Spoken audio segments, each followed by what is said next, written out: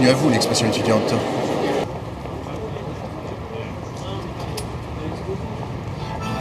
Bonjour, aujourd'hui l'Expression étudiante est porte de Versailles pour le salon des masters. On va essayer de vous présenter aujourd'hui ce salon de l'intérieur avec des interviews d'étudiants mais aussi d'écoles. Le salon du master avec l'Expression étudiante, c'est parti!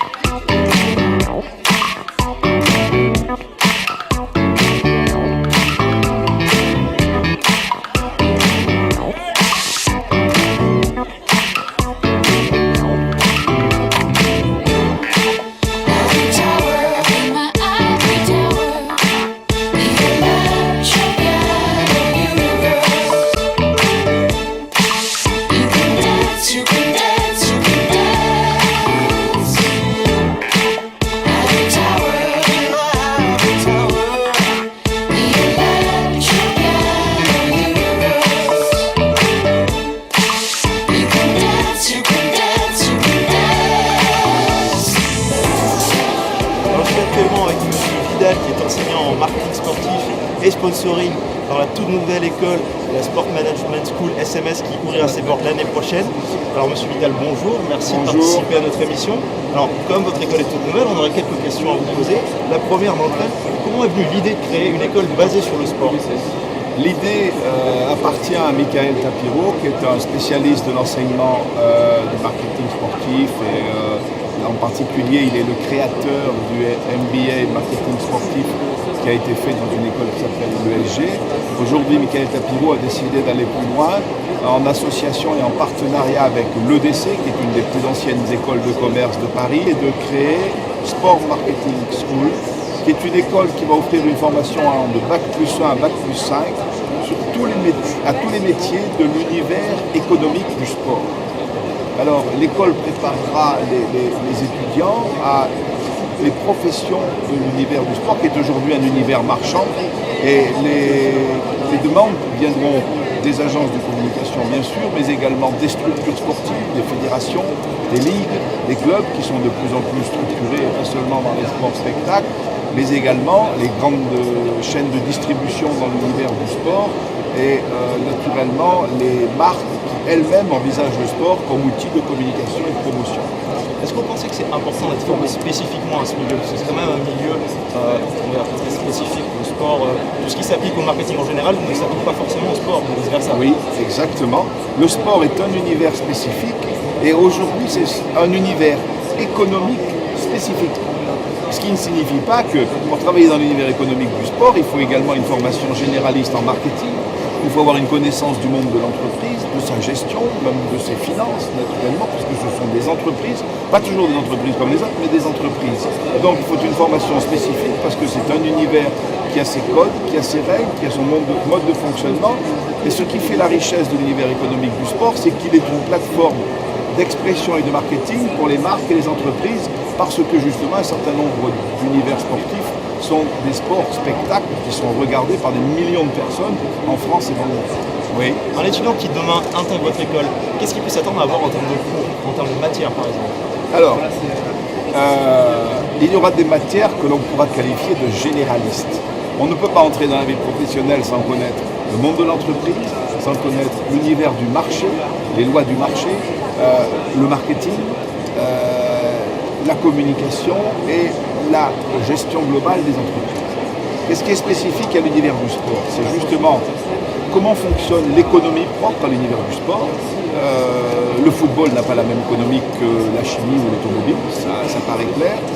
L'économie propre, les relations qu'il y a entre les entreprises et l'univers du sport, c'est-à-dire l'univers marchand, des relations tout à fait particulières, puisque les entreprises investissent dans le sport, si elles investissent dans le sport, c'est qu'elles en attendent quelque chose, et en outre, une connaissance particulière des règles et des personnalités du sport. L'école formera de 1 à +5 et dans ce salon, naturellement, nous recevons des étudiants qui cherchent leur Master 1 ou leur Master 2 et une orientation professionnelle dans ce secteur.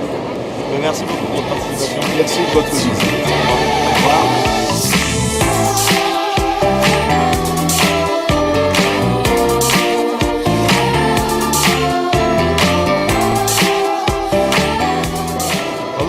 actuellement sur le stand d'HEC, toujours au salon de l'étudiant, avec Badr, qui est étudiant en master spécialisé donc à HEC. Badr, bonjour. Bonjour. Merci de participer à notre interview. Merci à vous. Alors, premièrement, pourquoi HEC là aujourd'hui? Est-ce que c'est important pour votre école d'être ici?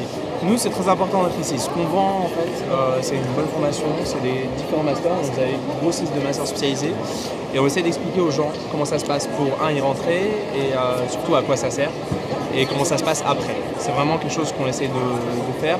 Aussi de démystifier tout ça. C'est-à-dire que HEC, tout de suite, c'est la grande école, c'est le truc prestigieux par excellence.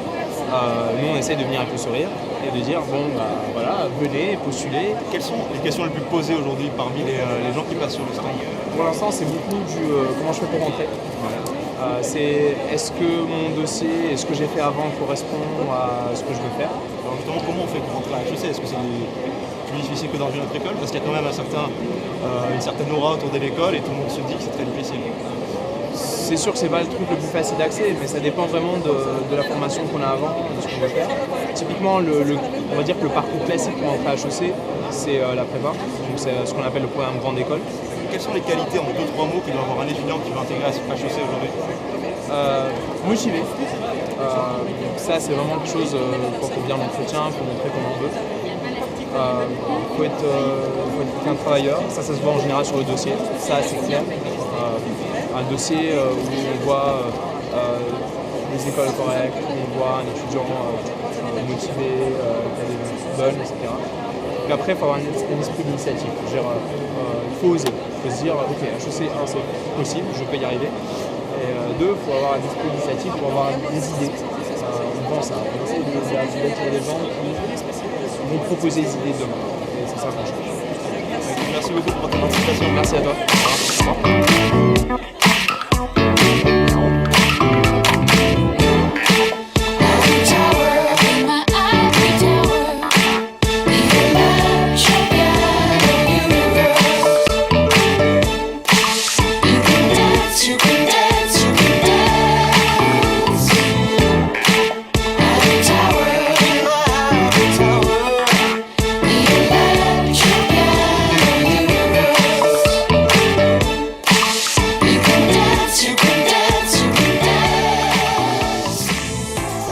De retour au stand de l'INSEC, toujours au salon du 3e cycle.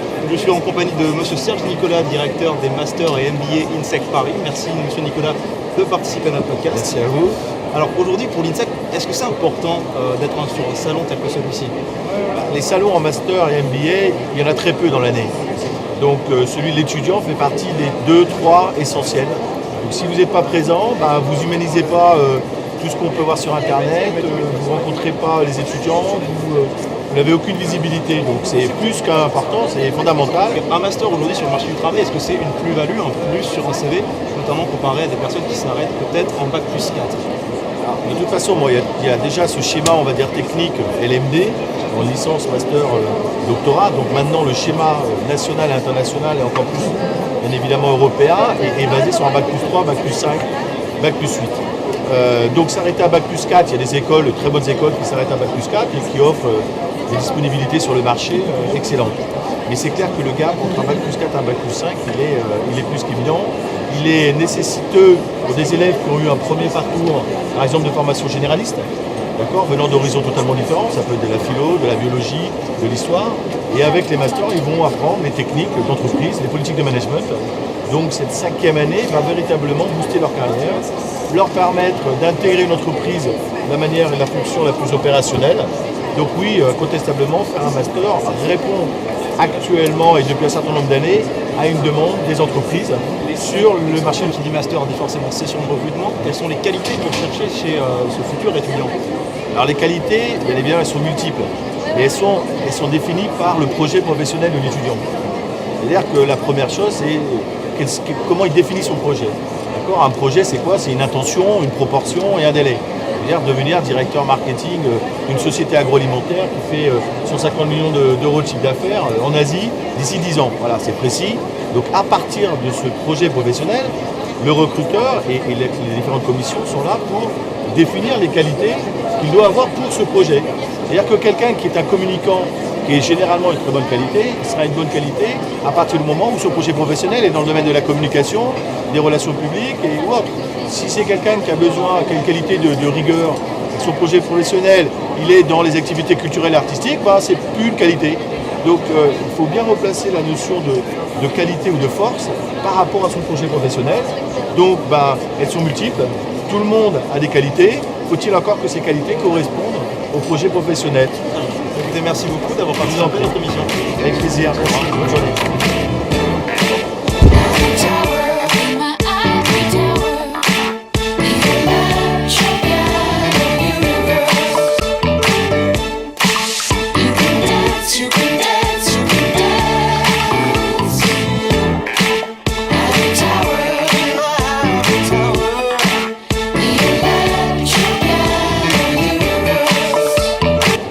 Alors, je suis actuellement avec Camille, qui est étudiante à Cergy-Pontoise. Bonjour Camille. Aujourd'hui, pourquoi es-tu là? Pourquoi es-tu à ce salon? Parce que je recherche un master en marketing et communication. D'accord, est-ce que tu as pu trouver un peu ce que tu cherchais?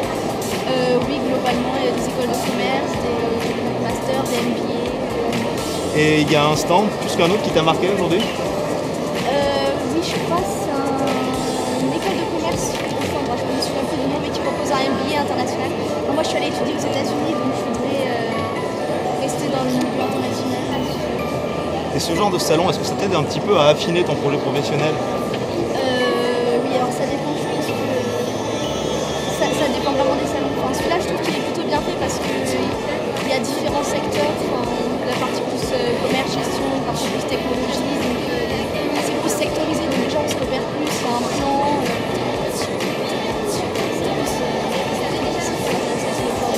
Avec François actuellement, qui est étudiant en agroalimentaire. François, bonjour. Bonjour. Pourquoi tu es là aujourd'hui?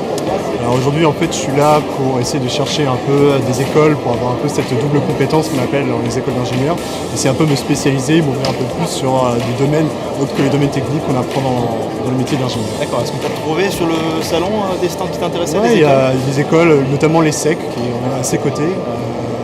Qu'est-ce qu'ils te proposent toi dans ta filière par exemple? Disons qu'en fait pour l'instant j'hésite entre deux choses, soit j'aimerais approfondir un peu tout ce qui est technique, on va dire en gestion financière, soit plutôt on va dire tout ce qui est gestion de marques de luxe.